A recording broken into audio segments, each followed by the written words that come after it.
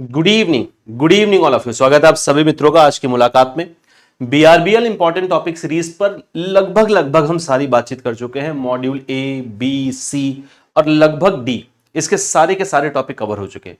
केवल module D में दो टॉपिक्स बचे हुए हैं जिनमें हम आज बातचीत करेंगे सेकंड लास्ट टॉपिक की, आईटी एक्ट जिसको हम कहते हैं इंफॉर्मेशन एंड टेक्नोलॉजी एक्ट 2000 में लाया गया यह अधिनियम है। इस पर हम इसके जो इंपॉर्टेंट मामले हैं इस पर हम बातचीत कर लेंगे और इसके बाद एक और टॉपिक आपका बचता है प्रिवेंशन ऑफ करप्शन एक्ट, उस पर हमारी चर्चा होगी जो कल की मुलाकात में होने वाली है।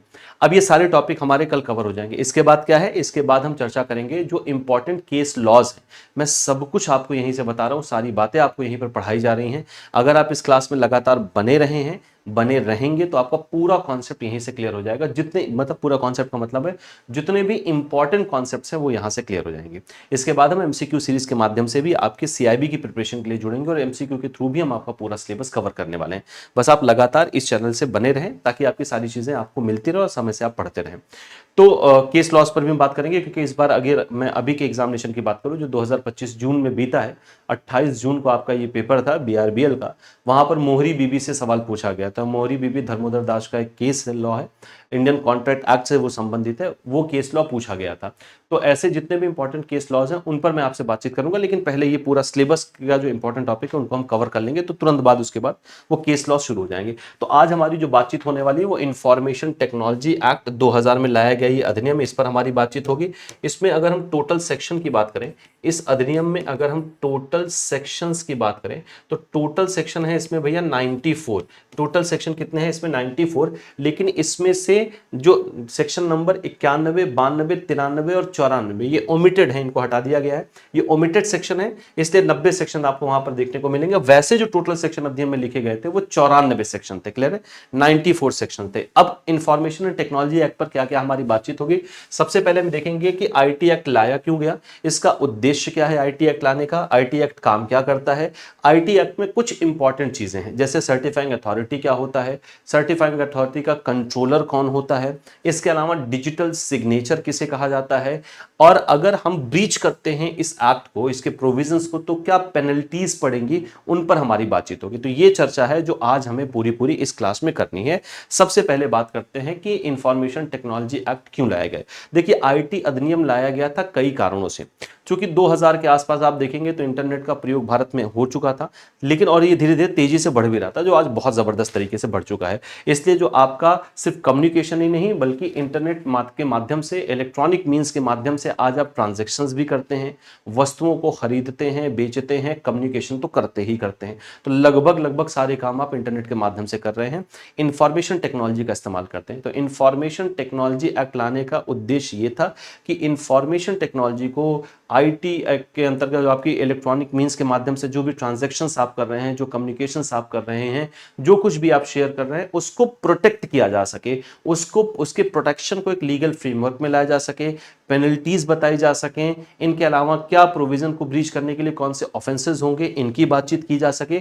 ये सब करने के लिए और स्पेशली आपके जो आपके इलेक्ट्रॉनिक ट्रांजैक्शंस हैं, इलेक्ट्रॉनिक कम्युनिकेशंस हैं, वो आपका जो इलेक्ट्रॉनिक डेटा है उसको प्रोटेक्ट करने के लिए अधिनियम लाया गया था वर्ष 2000 में। तो आजकल हम देखें तो आईटी एक्ट से क्या क्या प्रोटेक्ट किया जाता है, आपके कम्युनिकेशंस को प्रोटेक्ट किया जाता है, आप इंटरनेट के माध्यम से जो इलेक्ट्रॉनिक ट्रांजैक्शन या डिजिटल ट्रांजैक्शंस जो आप करते हैं उसको प्रोटेक्ट किया जाता है। इनके अलावा सोशल मीडिया भी आईटी एक्ट से प्रोटेक्टेड है। क्लियर है? यानी सोशल मीडिया पर, फेसबुक पर, इन सब पर जो भी आप शेयर करते हैं उसका डेटा भी प्रोटेक्ट करने का काम आईटी एक्ट का ही है। क्लियर है? तो आईटी एक्ट इन सारे कामों को करता है, इंक्लूडिंग सोशल मीडिया में जो आप डेटा शेयर करते हैं उसको प्रोटेक्ट करने का। देखिए क्या, the act seek to protect all transaction done through electronic means.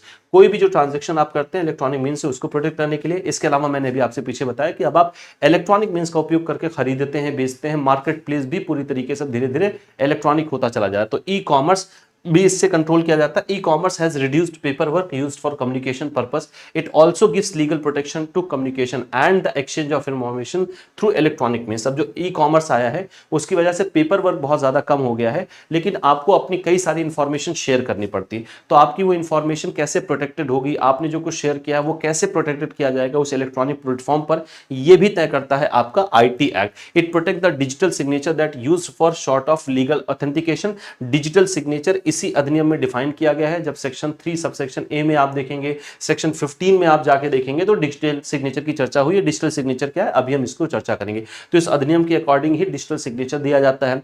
Digital signature को देने वाली सर्टिफाइंग अथॉरिटी इसी के अंतर्गत काम करती है, उसके कंट्रोलर इसी के प्रोविजंस के अंतर्गत काम करते हैं, आईटी एक्ट के अंतर्गत ही। It's regulate the activity of intermediates by keeping a check on the powers. जो इंटरमीडिएट्स हैं उनको चेक करना, उनको रेगुलेट करना। It also regulate and protect the sensitive data stored by social media and other electronic intermediates. तो social media पर भी जो आप अपना डेटा शेयर करते हैं, सोशल मीडिया पर जो कुछ भी आप पोस्ट करते हैं, उसको अगर ब्रीच किया जा रहा है, आपकी प्राइवेसी को ब्रीच किया जा रहा है, उस डेटा को प्रोटेक्ट करने का काम, ये सब कुछ आपका वर्तमान समय में आईटी अधिनियम से किया जाए। तो आईटी एक्ट का क्या उद्देश्य था वर्ष 2000 में लाने का, ये आपको एकदम क्लियर हो चुका होगा।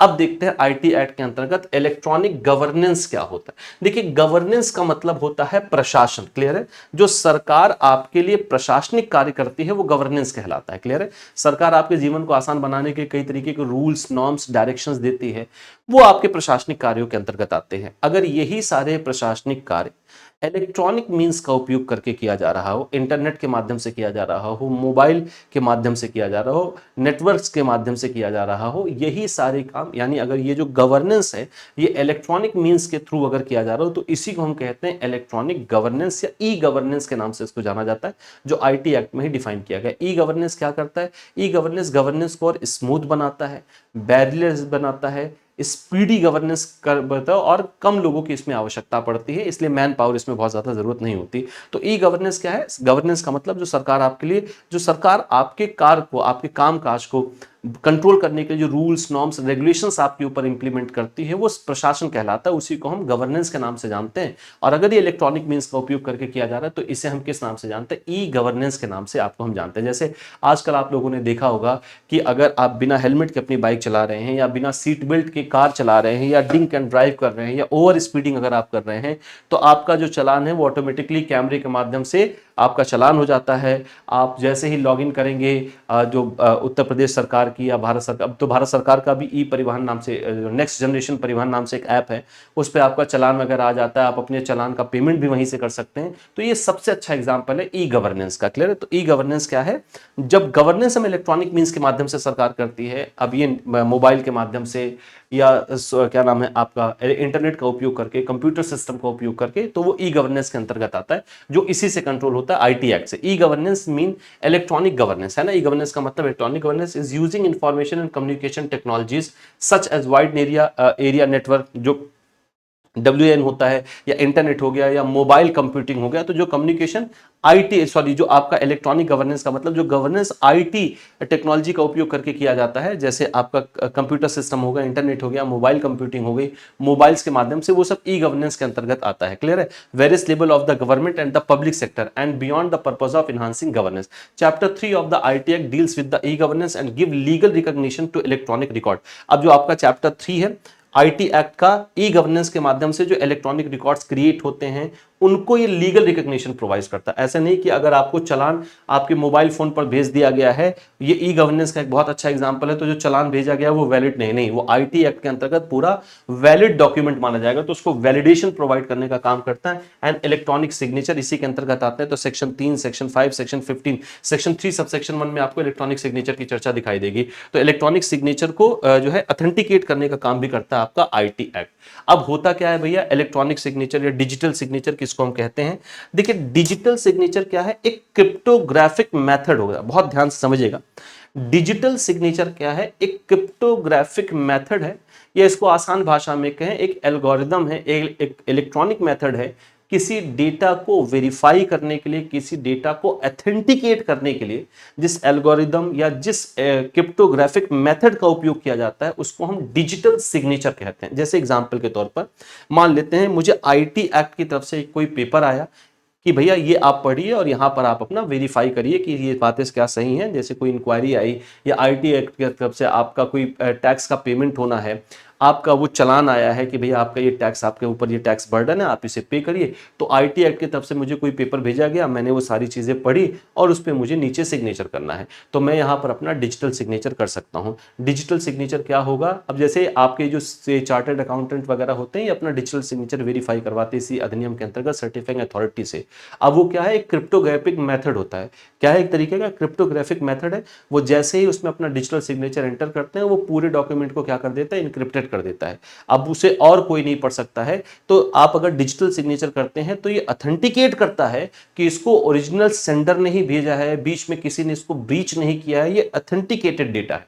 तो डिजिटल सिग्नेचर का एक क्रिप्टोग्राफिक मेथड, इलेक्ट्रॉनिक मेथड होता है जिससे आप किसी डॉक्यूमेंट को अथेंटिकेट करते हैं, किसी इलेक्ट्रॉनिक डेटा को अथेंटिकेट करते हैं। डिजिटल सिग्नेचर प्रोवाइड किया जाता है इसी आईटी अधिनियम के अंतर्गत। जो अथॉरिटी प्रोवाइड करती है उसको हम सर्टिफाइंग अथॉरिटी कहते हैं, और सर्टिफाइंग अथॉरिटी को कंट्रोल करने वाली जो अथॉरिटी है, उसको रेगुलेट करने वाली जो अथॉरिटी है, उसको हम कंट्रोलर के नाम से जानते हैं, जिसे भारत सरकार अपॉइंट करता है। इस पर हम आगे चर्चा करेंगे। अभी देखिए, according to IT act 2000, digital signature mean authentication of any electronic record by a subscriber by means of an electronic method or procedure in accordance with the provision of section 3।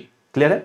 तो इलेक्ट्रॉनिक डिजिटल सिग्नेचर का मतलब है भैया एक ऐसा method है जिसके माध्यम से आप किसी इलेक्ट्रॉनिक डेटा, किसी इलेक्ट्रॉनिक रिकॉर्ड को अथेंटिकेट करते हैं एक क्रिप्टोग्राफिक मेथड के माध्यम से। और डिजिटल सिग्नेचर किसको मिलता है, जो सब्सक्राइबर है डिजिटल सिग्नेचर का, उसे वो डिजिटल सिग्नेचर प्रोवाइड किया जाता है सर्टिफाइंग अथॉरिटी की तरफ। Further, the IT act 2000 deals with the digital signature under section 2, section 3, subsection 3A, section 15, इन सब के माध्यम से।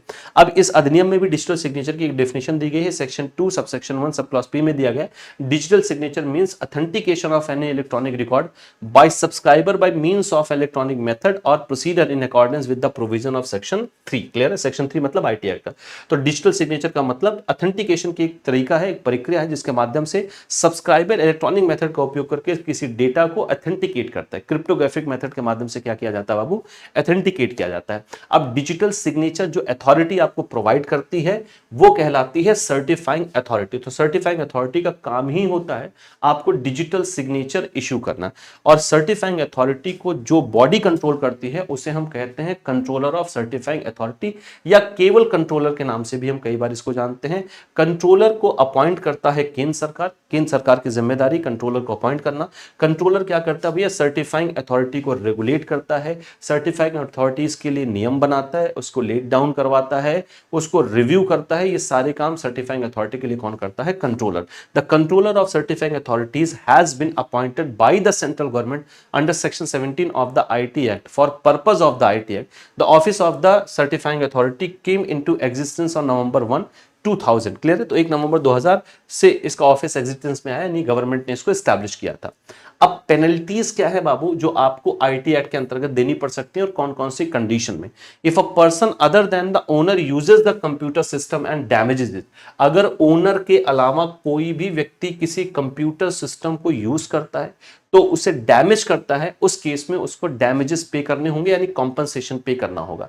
इनके अलावा, यानी कंप्यूटर सिस्टम को डैमेज करने के अलावा, उसको यूज करने के अलावा और कौन कौन से ऐसे एक्ट हैं जो यहां पर ऑफेंस माने जाते हैं और आप पर पीनल एक्शन लिया जा सकता है। पहला, इफ द डाउनलोड्स और copies of any information store in the system, बिना ओनर की अनुमति की या उसके रिप्रेजेंटेटिव की अनुमति के बिना अगर आप कोई कॉपी डाउनलोड करते हैं, कोई इंफॉर्मेशन डाउनलोड करते हैं जो उस सिस्टम में स्टोर था, तो ये ऑफेंस माना जाएगा। अगर आप उस पर्टिकुलर सिस्टम में कोई वायरस इंट्रोड्यूस कर देते हैं तो ऑफेंस माना जाएगा। सिस्टम को डिस्टर्ब करते हैं तो ऑफेंस माना जाएगा। उसके अंतर्गत आप कोई नई कॉपी या आप उसके डेटा में कोई चेंज कर देते हैं तो ऑफेंस माना जाएगा। या कुछ आप ऐसा कर देते हैं जिससे जो उसका एक्चुअल ओनर है वही उसको एक्सेस नहीं कर पा रहा है, सिस्टम उसका एक्सेस डिनाई कर रहा है, तो ये ऑफेंस माना जाएगा। टेम्पर और मैनिपुलेट द कंप्यूटर सिस्टम, आप कंप्यूटर सिस्टम को मैनिपुलेट या टेम्पर करते हैं, उसमें जो डेटा है उसको अगर आप डिस्ट्रॉय कर देते हैं, डिलीट कर देते हैं, या कोई अल्टरेशन कर देते हैं उस इंफॉर्मेशन में, कोई परिवर्तन कर देते हैं, तो भी ऑफेंस माना जाएगा। या अगर आपको इंफॉर्मेशन जो उसमें स्टोर्ड है उसको अगर आप चोरी कर लेते हैं, तो ये सारे के सारे क्या माने जाते हैं भैया, आपके आईटी एक्ट के अंतर्गत ऑफेंसेस माने जाते हैं और ये आप पर पीनल एक्शन के लिए आप इसमें जिम्मेदार हो सकते हैं। तो ये है मामला आईटी अधिनियम के जो इंपॉर्टेंट बातचीत थी। आईटी एक्ट से वैसे क्वेश्चन बहुत ज्यादा बनते नहीं, बने बहुत कम क्वेश्चन है, लेकिन क्वेश्चन कहां कहां से बन सकते हैं, जितने इंपॉर्टेंट क्वेश्चन बन सकते हैं वो सब आपसे पढ़ाया गया है। डिजिटल सिग्नेचर से क्वेश्चन बन सकता है, सर्टिफाइंग अथॉरिटी, कंट्रोलर, ये 2-3 ऐसी चीजें हैं जहां से क्वेश्चंस पूछे जा सकते हैं। तो ये एक छोटा सा हमारा मुद्दा था डिस्कशन करने के लिए आईटी एक्ट 2000 पर। अभी इस पर हमारी आगे बातचीत होगी, मतलब अभी मॉड्यूल डी पर एक टॉपिक बचा हुआ है, प्रिवेंशन ऑफ करप्शन एक्ट, उस पर कल की मुलाकात में हम बातचीत करेंगे। इसके अलावा भैया 2 सितंबर से आपका रजिस्ट्रेशन शुरू है, उम्मीद आपको ये बात पता होगी। अपना इलेक्ट्रिक, आपका जो इलेक्ट्रिक कह रहा हूं, जो आपका इलेक्टिव पेपर है, जो आपके लिए 5 ऑप्शंस मिलते हैं जिनमें से कोई एक इलेक्टिव पेपर आपको सिलेक्ट आउट करना होता है। वो आप तय कर लीजिए आपको कौन सा इलेक्टिव पेपर लेना है, इलेक्टिव पेपर को कैसे चुनना है, उसमें क्या सावधानी रखनी है, कौन सा इलेक्टिव पेपर आपके लिए बेहतर हो सकता है। इस पर मैंने कल एक सेशन किया था, आपको इसी चैनल पर लाइव सेक्शन में जाके आपको वो सेशन मिल जाएगा, उसको जरूर देख लीजिएगा। आपके इलेक्टिव पेपर के चुनाव में, इलेक्टिव पेपर को सेलेक्ट करने में वो बहुत मदद करने वाला है, इसलिए वो सेशन आप जरूर देख लीजिएगा। ठीक है जी, इतनी बात।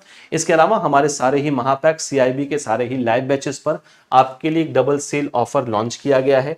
ये कल से शुरू हो चुका है ऑफर, 31 अगस्त तक चलने वाला है। इस ऑफर के अंतर्गत आपको हमारे सारे महापैक पर 60% तक का ऑफ मिलेगा, और ये लाइव बैचेस पर भी है।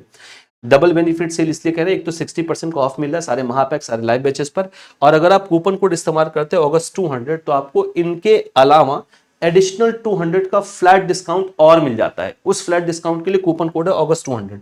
इसके लिए आपको 60% के लिए आपको कोई कूपन कोड यूज नहीं करना, लेकिन 200 के डिस्काउंट के लिए आपको कूपन कोड का इस्तेमाल करना है। 31 अगस्त इसकी लास्ट डेट है। अब आप देख रहे हैं ये सारी फीस काफी कम हो चुकी है 31 अगस्त तक, इस डिस्काउंट की वजह से। महापैक पर, सारे ही महापैक पर आपको ये ऑफर मिल रहा है। हमारे सारे लाइव बैचेस पर, चाहे वो फाउंडेशन 2.0 थ्योरी का बैच हो या फिर हमारा फाउंडेशन बैच हो, इन सब पर आपको ये ऑफर मिल रहा है। बहुत जल्दी हम आपके लिए एक एमसीक्यू बैच भी लॉन्च करने वाले हैं, वो नेक्स्ट वीक में आपके लिए लॉन्च कर दिया जाएगा, और सितंबर के फर्स्ट वीक से उसकी क्लासेस भी हम शुरू कर देंगे।